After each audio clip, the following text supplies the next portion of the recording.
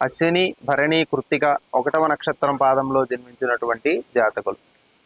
ఈ యొక్క ఫిబ్రవరి 15 నుండి ఫిబ్రవరి 28 వరకు గల పక్ష కాలంలో ఉద్యోగ రంగంలో ఉండేటటువంటి వారికి పై అధికారుల యొక్క అనుకూలత చేత మార్గదర్శకాలు కలుగుతూ ఉంటాయి.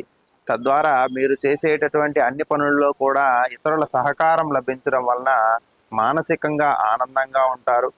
వ్యాపార రంగంలో ఉండేటటువంటి వారికి కూడా మీ యొక్క తోటి వ్యాపారులతో, అలాగే భాగస్వామ్య వ్యాపారం చేస్తున్నటువంటి వారిలో కూడా కొంత నూతన ఉత్సాహాలు కలగడానికి అవకాశం ఉంటుంది.